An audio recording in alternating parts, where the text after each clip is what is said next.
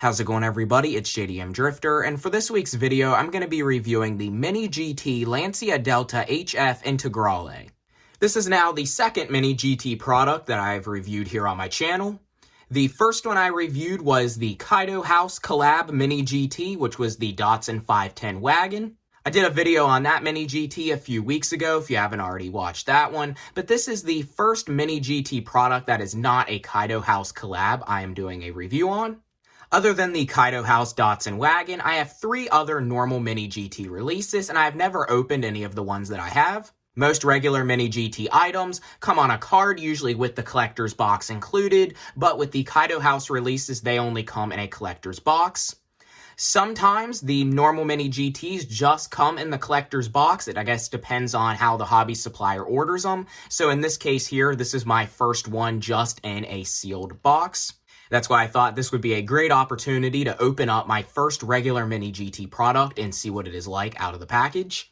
This Lancia Delta here is a very cool car. I really like the Lancia Delta hatchback. They're one of my favorite classic rally cars, and it is awesome to see it in an actual licensed Martini Racing livery. Now, I have not heard of any chase pieces coming in the just regular collector's box, at least of this variation for Mini GT. The chase piece of this Lancia Delta is going for around $45 currently, and it would be raw metal but still keeping the Martini decals. I don't know if Mini GT puts them in the collector's boxes or not, or how that works. Since you can't see the car, there's really no way of telling, but I don't think there will be a chase in this box. I know the chases for sure come on the carded ones, and what usually happens is when hobby dealers order those cases, they will take the chase out and sell it separately. Or in ones like this that are sealed in a box, they would open them all up until they would find the chase and then sell the rest sealed, and the other ones would be sold as loose. Now, also, they do not say on this box, because it is not on the card, there's actually only 3,000 of this variation of the Mini GT Lancia Delta actually made. That is way less than what a lot of other brands, even like M2 Machines, Auto World, and of course Hot Wheel Redline Club are making. First up here, before we open this up and take a look at the car, let's go and take a look at the collector's box that this comes with. So we can see here on the front, there's a picture of what the car is going to look like. There's the Mini GT logo and the name of the car here. This is the Lancia Delta HF Integrale Evolution number 3. This is actually the Evo 1 variation of the Lancia Delta. The Evo 2 generation came out for 1993. This one here is the 1992 Rally 1000s Lakes winner. Just a really cool design. Mini GT does do another variation of the Delta Integrale, and it is in a more plain theme without all of the racing decals on it. But this is the more newer variation they have released. Here on the top, it's pretty plain. It says number 322 here. I'm guessing this is the 322nd release for Mini GT, but I'm not 100% sure. There is your Facebook, Twitter, Instagram, and website there for Mini GT. Here on the bottom is just a lot of the normal generic information about the product. It says here that this is a 1/64 scale. Mini GT is pretty much accurate, true 1/64 scale as well. And here on the back, it says that this is made by TSM Model. There's your foil TSM Model sticker, and that this is a official Lancia licensed product. So let's go ahead and cut the plastic off the box here and open it up, and let's see what this car actually looks like out of the box.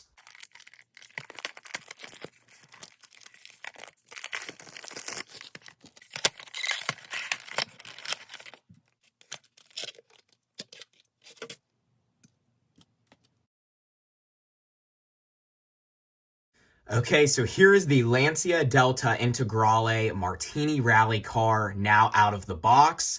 This is an absolutely awesome looking piece. It is totally true 1/64 scale. It's a lot smaller than what I was expecting, but it is an accurate scaled car. And the details on this is a very, very nice. A lot more details than what I was actually expecting. And the quality on this release looks way better than Mini GT's Kaido series. Now, Mini GT, I've had a few problems with them in the past. I noticed the Kaido House ones had a lot of paint imperfections, and I know especially something with a lot of decals like this, there's going to be a few small little things. Same with like, of course, RLC and Elite 64 Hot Wheels. But I've had some other mini GTs in the past that were also regular series ones, have paint chips and things like that. It seems with mini GT, you either have a defective one when it comes to the paint, or it is perfect, and everything else, usually when it comes to lensing, the parts, details, separate pieces, and things like that, all usually seem to be in place and never usually missing. This one here looks very good.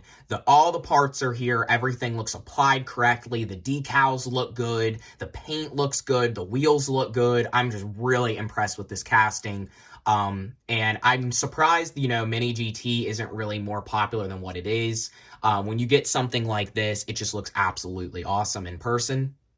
So I also did bring out the Hot Wheel variation of this car, which is going to be a great comparison to show scale and detail and everything. What a $1 car looks like compared to a $13 car.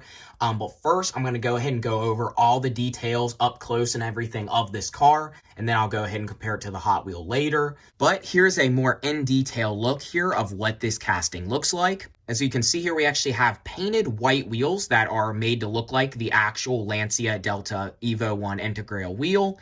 And we can also kind of see in the interior there is actually a scale spare tire actually inside of the car. And it is also painted to match in white with a rubber tire on it. That looks really cool and definitely an awesome detail. The tires on this car are not treaded. That is something a little not realistic there, but it does not look that bad at all. As we can see, this car is covered in the Martini colors and racing decals. We have the full blue and red Martini stripe covering the entire car, as well as all kinds of racing advertisements like Michelin there.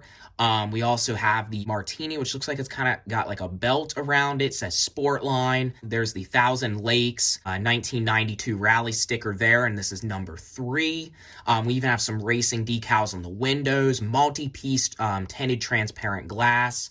Martini Racing windshield banner. We got the Lancia and the Martini and stripes on the roof. We have a little separate piece painted to match top lip wing there that says Martini Racing. Here on the back, I'm not exactly sure what these are. I'm not sure if they're like the mud flaps rolled up or something.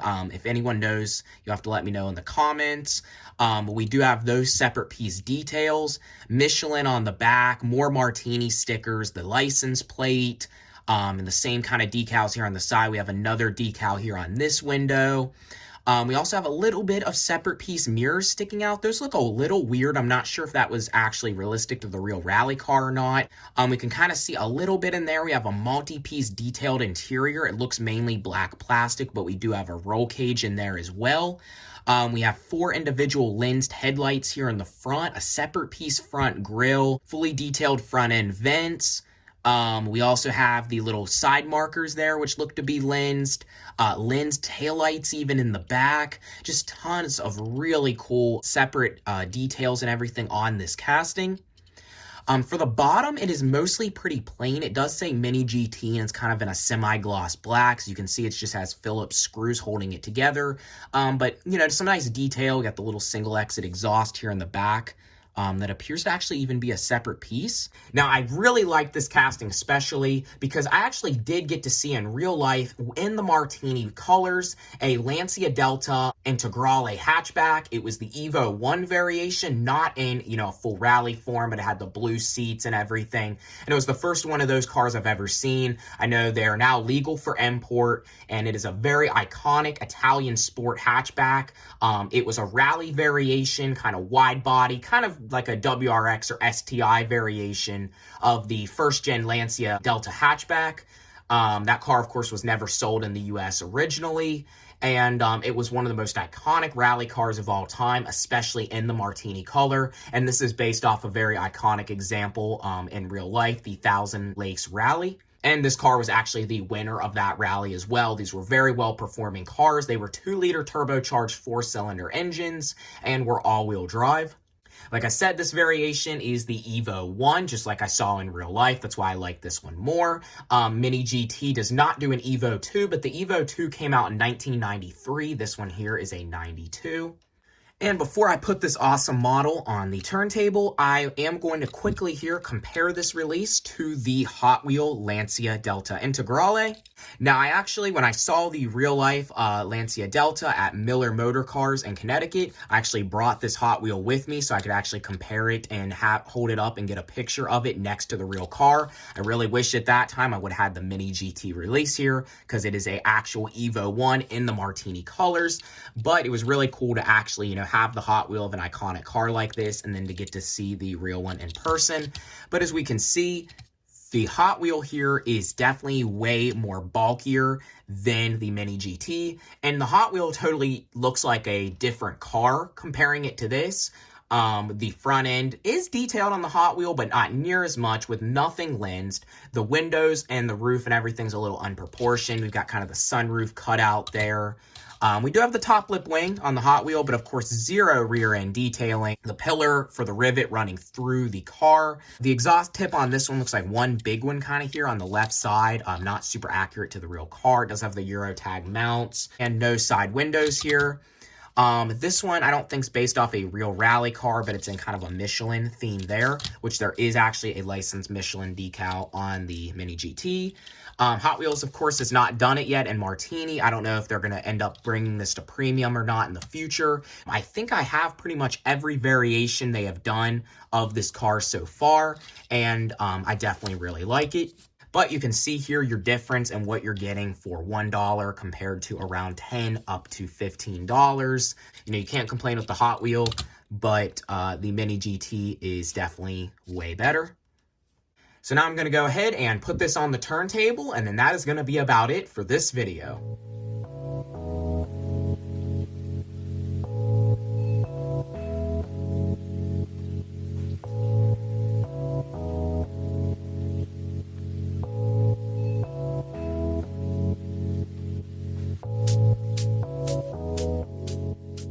So that is about all for this video. If you enjoyed the video, please comment, like, and subscribe.